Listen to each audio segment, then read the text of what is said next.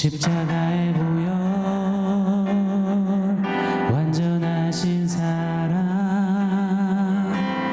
힘입어 나아갑니다.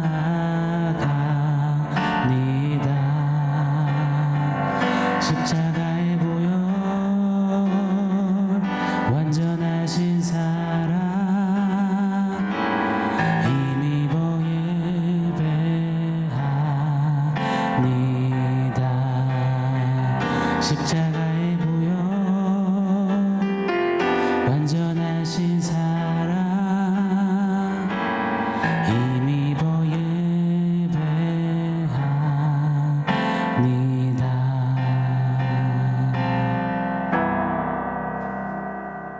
샬롬. 오늘 우리에게 주신 하나님 말씀은 갈라디아서 5장 24절입니다. 우리 한 목소리로 같이 읽겠습니다. 그리스도 예수의 사람들은 육체와 함께 그 정욕과 탐심을 십자가에 못 박았느니라. 아멘. 신앙은 관계입니다. 신앙은 어떤 표식, 행위, 형식이 아닙니다. 저 사람 신앙 좋다 했을 때는 우리는 보편적으로 저 사람이 어떤 봉사를 하고 어떤 직분을 가졌고 어떻게 기도하고 얼만큼 헌신하고 얼만큼 헌금하고 얼마나 교육자에게 칭찬을 받는가를 신앙의 좋음, 그 척도로 생각합니다. 저 사람은 신앙이 별로다 했을 때도 마찬가지의 기준들을 가지고 이야기하곤 합니다. 물론 일견 맞습니다. 신앙이 좋으면 나타날 수 있는 모습들이고 자연스럽게 따라오는 태도고 삶일 수 있으니요. 그러나 신앙은 겉으로 드러나는 어떠함으로 절대 결탄코 모릅니다. 우리 죄인들이 얼마나 위장술에 능한데요. 광명한 천사 흉내내는 사단처럼 말입니다. 우리 죄인들이 얼마나 거짓부렁에 도가 텄는데요. 거짓의 아비 마귀에게 보고 배운 게 너무 많지 않습니까? 그렇게 우리는 신앙의 진짜 의미를 정확히 알아야 합니다. 다시 한 번 더 외치고 싶어요. 신앙은 관계라고 말입니다. 저 사람 신앙 좋아했을 때는 저 사람 다른 건 모르겠지만 하나님과 관계가 좋아, 살아있어, 찐이야. 하나님이라면 저 사람은 껍벅 죽어. 하나님이라면 저 사람 뭐든 해. 하나님하고 동행하고 있어. 이것이 신앙의 바른 정의이자 해석 아니겠습니까? 구약의 노아를 하나님은 당대의 의인이라고 완전하다고 하셨습니다. 다른 말로 신앙이 짱이었다라는 말씀을 하셨습니다. 당시는 홍수 심판이 따놓은 당상이었을 정도로 모두가 최악 중에 최악이었거든요. 그때 노아는 의인이고 완전하대요. 도대체 비법이 무엇이었을까요? 창세기 6장 9절에 이렇게 말씀하십니다. 이것이 노아의 족본이라. 노아는 의인이요 당대의 완전한 자라. 그는 하나님과 동행하였으며. 하나님과 동행하는 관계, 이것이 노아가 당대의 의인이요 완전한 신앙인이 될 수 있었던 비결이었습니다. 맞습니다. 신앙은 이처럼 관계임에 틀림이 없습니다.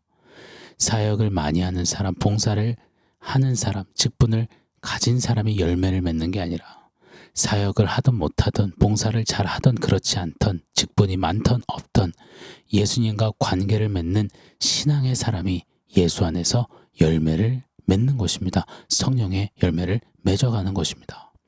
이걸 꼭 기억하며 좀 보여지는 어떠함, 또 보이고자 세워둔 그 썸띵에 휘둘리는 성도가 아니라 외유 내강, 내실이 튼튼한 하나님과의 관계가 땅땅하고 토실토실한 그런 신앙인 우리가 되기를 간절히 원합니다. 자, 어제 우리는 예수님 안에서 열매 맺기 위해 우리가 십자가에 못 박은 한 가지를 먼저 좀 살펴봤습니다. 바로 정욕이었습니다. 그 육체와 함께 정욕을 십자가에 못 박았느니라. 우리는 정욕을 이미 못 박았지만 아직 정욕의 흔적들을 떠안고 있습니다. 마치 상처 딱쟁이처럼 말입니다. 상처가 암으로 나아서 딱지가 앉은 것처럼요. 그런데 이 정욕 딱쟁이를 죄의 잔당들이 너무나 좋아라 하는 거예요. 마치 좋아하는 먹잇감처럼 맛집처럼 여기는 겁니다. 계속 건드려요. 계속 후비 파요. 간질간질 거리는 겁니다. 그렇게 정욕의 흔적들이 자꾸 건드려져서 마치 화산처럼 정욕 폭탄이 되어서 막 빵 터지면요. 그때 엄청난 후폭풍이 일어나는 겁니다. 가장 크고도 먼저 되는 그 사단은 바로 관계 파탄이 일어난다는 거예요. 정욕 폭탄이 막 빵 터지면 관계 파탄이 가장 먼저 아주 심각하게 일어난다는 것입니다. 자, 어제 말씀을 통해서 정의해 봤습니다. 정욕이란 내가 하나님이라는 것을 증명하려고 something을 세워두는 것이라고요. 그리고 그 something에다가 내 욕망을, 내 모든 것을 마구 퍼붓고 쏟는 것이다 라고 어제 나눴습니다. 내가 하나님이라고 something을 세워두는 것, 이게 정욕이니 당연히 정욕 폭탄은요, 하나님과 나 사이 그 관계를 파탄시키는 것, 이거 당연지사 아니겠습니까? 신앙은 관계인데 그 관계를 파탄에 이르게 하는 것이 정욕이라는 것. 고로 우리 신앙의 최고 치명타는 바로 정욕 폭탄임에 틀림이 없습니다. 정욕, 이 폭탄은 융단 폭격처럼 우리 신앙을 파괴시키고 마비시키는 것입니다. 그래서 우리는 어제 나눈 것처럼 더더욱 이 정욕주의보를 발령하고 경계하고 은혜를 사용해가며 끊임없이 정욕과 싸워 이겨야 할 줄 믿습니다. 이미 못 박은 그 정욕, 그 흔적 때문에 계속해서 정욕에 끌당하는 휘둘리는 삶 살아서는 아니 될 줄 믿습니다. 분투하는 우리가 되어야 할 줄 믿습니다. 자, 다시요. 정욕 폭탄은 관계 파탄을 일으킵니다. 관계의 붕괴, 관계의 상실을 일으킵니다.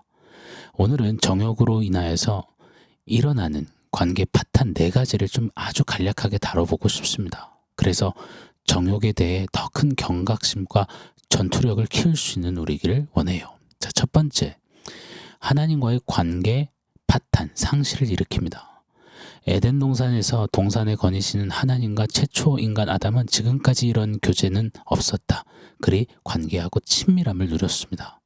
하나님과의 완전한 관계 속에서 가장 완벽한 교제를 나누었더랬지요. 그런데 정욕은 하나님과의 관계를 단절시켜버렸습니다. 요한일서 2장 15절 16절을 한번 읽어드릴게요. 이 세상이나 세상에 있는 것들을 사랑하지 말라.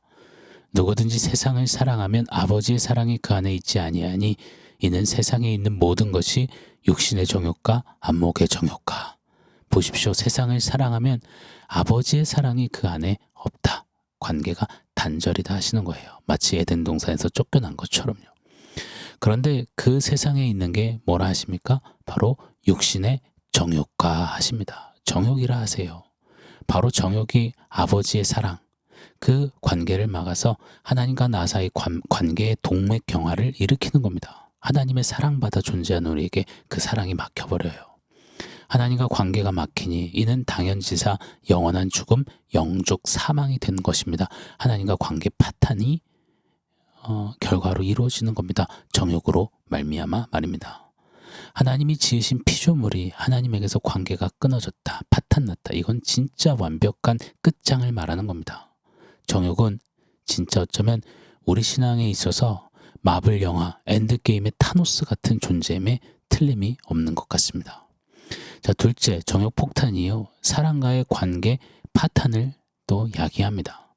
최초의 사람들 한번 보겠습니다. 아담이 하와를 아내로 맞이하고서는 너무 감격이 돼서 당신은 내 살 중에 살이요 뼈 중에 뼈라 하며 사랑의 세레나다를 불렀습니다. 이 말은 나는 너고 너는 나다라는 아주 멋진 고백이었습니다. 그런데 정욕은 아담과 아내 하와의 관계를 파탄시켰어요.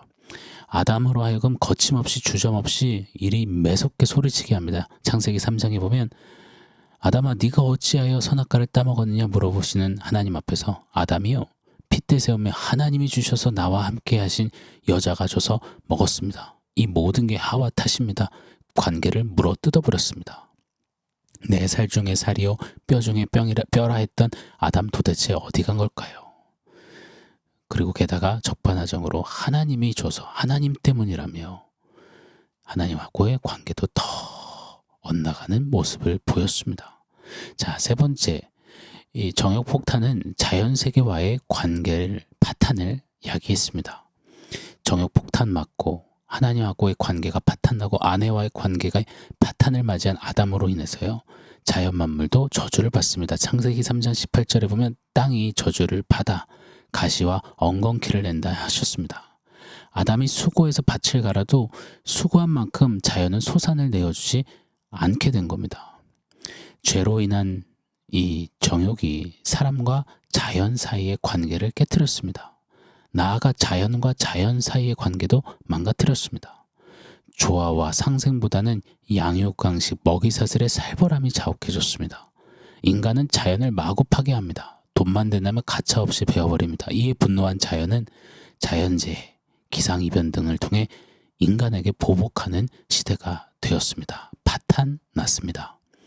자, 끝으로요. 자기 자신과의 관계 파탄을 정욕이 일으킵니다. 정욕은 썸띵을 세워두고 욕망과 욕정을 쏟게 하잖아요. 그 썸띵에 자기 자신을 투영하잖아요.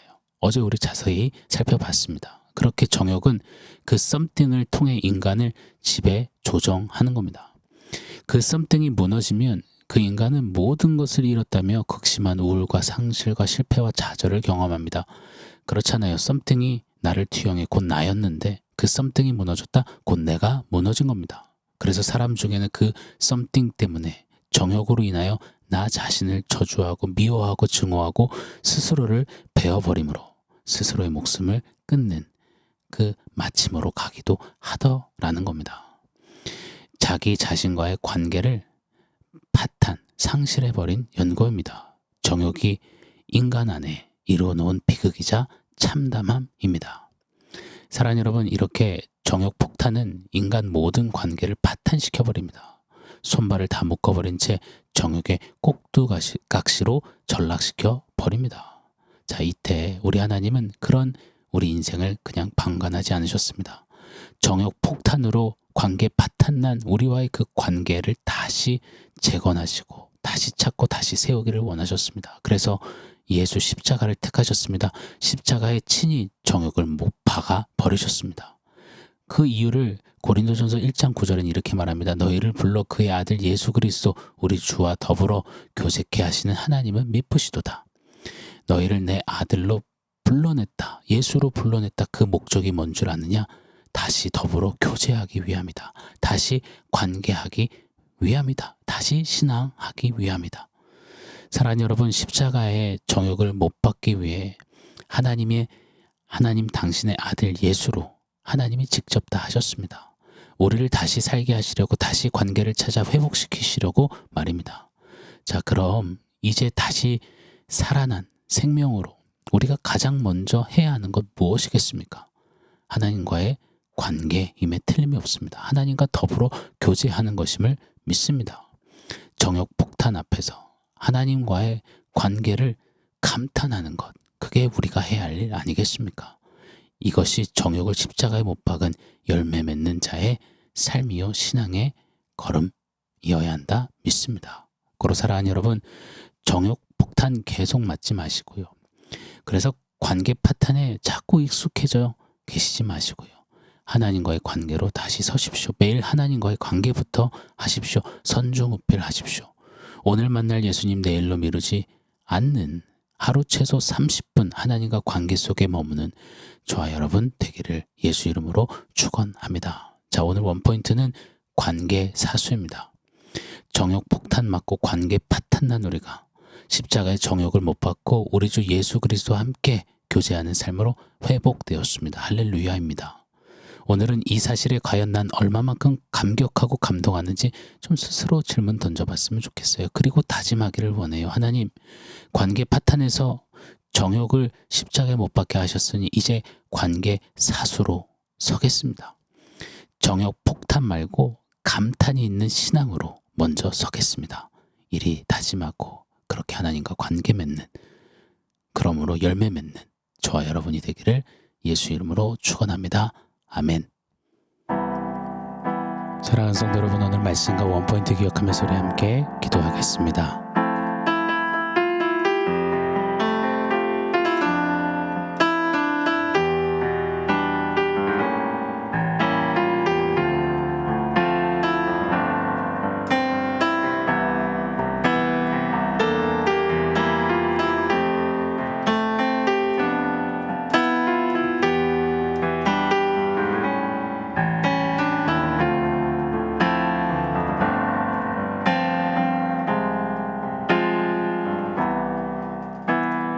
하나님, 정욕 폭탄으로 말미암아 관계 파탄 나기를 잘하는, 그렇게 신음하다 무너져 내린 그런 죄된 인생을 하나님께서 아들 예수로 불러내어 주셔서 다시 교제케 하는 신앙의 걸음을 걷는 믿음의 사람 삼아주셔서 감사합니다.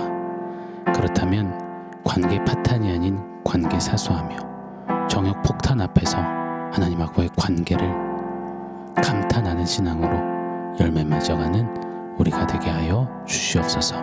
예수님의 이름으로 기도합니다. 아멘.